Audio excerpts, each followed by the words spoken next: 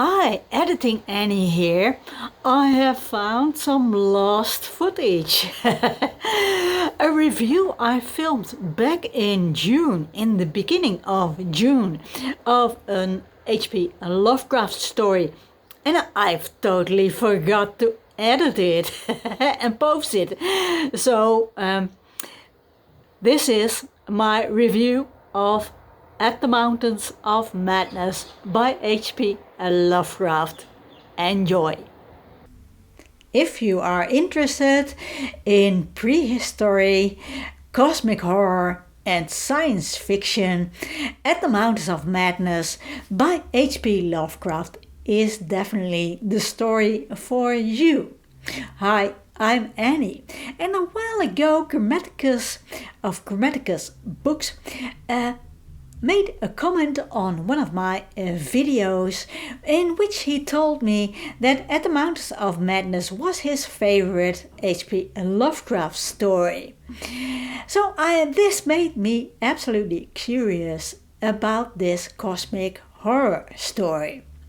This novella is set in 1930 and is about a group of scientists who go on an expedition to the Antarctic. The narrator of the story is a geologist of the group. He talks about how they find traces of a mysterious civilization, an ancient mysterious civilization. Well, our narrator, I think his name is Dyer, but I could be wrong. He goes out with other scientists to collect samples, and when they get back, horrific things have happened to the base at the base camp, where the geological and archaeological finds are being examined and being dissected. So this is really, really well written bit of the story. I found this excellent chapter in this story anyway. The story is slow paced, but it has some really interesting things in it, I find. Lovecraft mentions the expedition Shackleton made to the South Pole, and he went there with a crew and with other explorers and scientists back in 1914, and he got stuck at the South Pole, and he came back with his crew, or what was left of his crew, back in 1917. So he was lucky to survive that expedition, because the South Pole is not a fun place to spend a couple of years. Back in 1931, when Lovecraft wrote this story, Shackleton was still a famous explorer, although he died in 1922. During his South Pole expedition, he took with him a cameraman, and this resulted in a highly interesting documentary back in 1919. And it could very well be that Lovecraft watched this documentary in the cinema back in 1919 and was inspired to write At the Mountains of Madness, to set his story at the South Pole, because not a lot was known in 1931 about the South Pole. And mentioning Shackleton in his fictional story also makes the story seem more like a real event. So I think this was highly ingenious of him to incorporate a real event in his fiction. And of course, maybe this was also the inspiration to write the story like a scientific report, because Dyer, the scientist in this, the explorer in this story, he tells the story like it is a scientific report. To add more color to the story, Lovecraft mentions Nicholas Roerich's Asian paintings. Roerich was a Russian painter, writer, archaeologist, theophysicist, and philosopher. But when you look at the paintings, the Asian paintings of Roerich, you can see why Lovecraft decided this visual thing, these paintings, to visualize the mountains of madness, because these mountains have some element of cubism in it, and as Lovecraft writes about this ancient civilization, they find buildings of and frozen up stuff in it. He gives those architectures also some sort of cubism. So I think that is probably an inspiration for Lovecraft as well. And the colors Roerich uses in his paintings, the bright colors of these mountains, well, they must have seemed to Lovecraft as a product of a deranged mind. So these colors, they don't seem like real colors of mountains, too bright. So they must be painted by a madman. I don't know, but this I can see why what this was an inspiration for At the Mountains of Madness. And this also seems to me that this gives the atmosphere in the story an odd atmosphere, like there is something going on, is it something alien, or what is it? But there's definitely some odd things going on. Like I said, a lot of the architecture has cubist elements in it. This, together with all the detailed descriptions of what the explorers find, of everything, and the description of what they see, I find myself a bit disorientated and somewhat lost in the story, if that makes sense. The environment seems a bit sterile and a bit monotonous at times, which seems logical, as everything is frozen up in ice, so it's definitely sterile. In that, reflecting, keeping that in mind. But somehow I think the story takes a little bit too long to add the suspense of an actual alien threat in it. And the elaborate description, they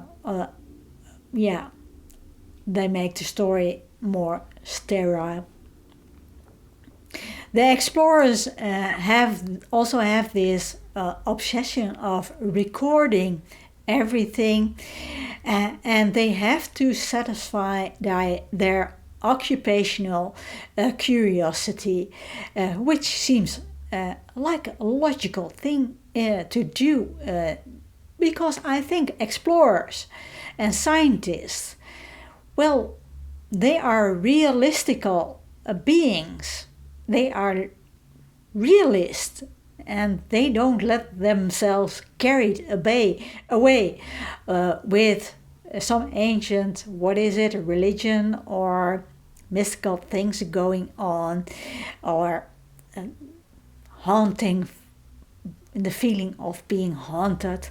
And they don't get themselves carried away by wild fantasies. But the story slowly builds up, and to a rapid and excellent climax, I found. Lovecraft, there's something other that's interesting. Lovecraft describes that the government of this ancient civilization was complex and probably socialistic. Not that At the Mountains of Madness is a political story, but I think it's interesting to look into that a little bit more. Complex indeed, because the explorers find so much information about this strange and alien culture that it absolutely baffles me sometimes. But without going into much detail about Lovecraft's political opinions, I don't think he cared much for socialists.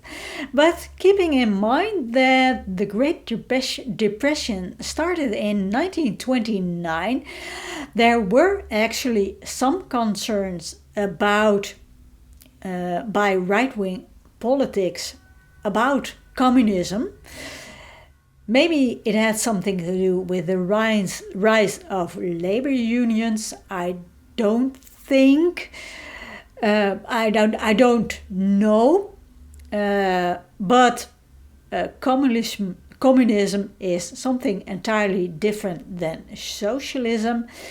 But I think both weren't really a problem back in America of 1931, but maybe I'm seeing too much into this story that is not there, and the story is more about about the exploration of unknown land than that it is it's not a political story. I don't know if this is correct, but what I read was that At the Mountains of Madness was first rejected by Weird Tales because they thought it was way too long, which I can see their point. But 5 years later or so, Astounding Stories magazine did publish the story in serialized form, and that was started back, or that was published in 1936. So is this story too long? Well, that depends on how you look at it. I can see why this is Grammatica's favorite story, favorite Lovecraft story.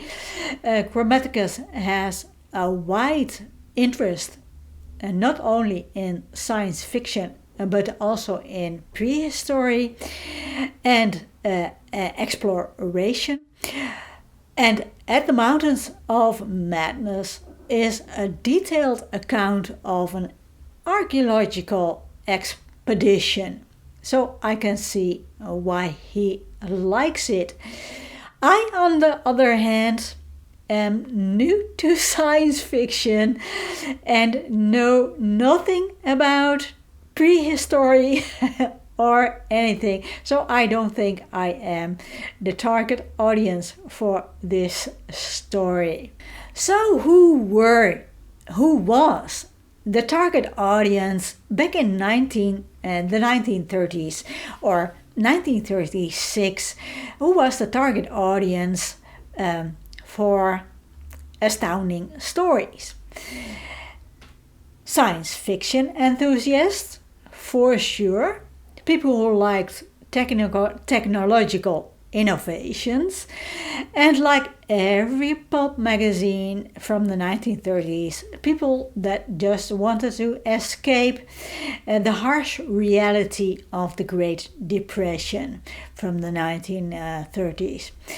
So that was, I think that was, and the main target audience, I think, were also young men and boys. Those were the target audience as far as I could discover. I don't know for sure, but I can't imagine At the Mountains of Madness being a typical Astounding Stories story. I can't imagine this being a typical story for any pulp magazine for that matter, as it doesn't really fit the mold for your regular exploration science fiction story. So the only reason why I think they would have published it was because Lovecraft, maybe I'm wrong, but I think he must have been a well-known pulp writer back in 1931 or 36 anyway. So maybe that was the reason that his name would draw readers, maybe new readers, maybe fans of Lovecraft's stories. So would I recommend At the Mountains of Madness? Well, if you enjoy a slow burn science fiction with historical, prehistorical aspects and a complex story with an eerie atmosphere, because there is indeed an eerie atmosphere hanging over this story, I can highly recommend it. This novella sure stands out from your regular Lovecraft story, I think. Stands out from other Lovecraft stories because it blends cosmic horror and science fiction. No, that's not really strange for a Lovecraft story, I think. But it has the accent on world building and exploration, and the plot, like I said, slowly develops and has a heart-racing climax. So what do you think of this H.P. Lovecraft story? What is your favorite Lovecraft story? Let me know in the comments below. As always, thanks for watching.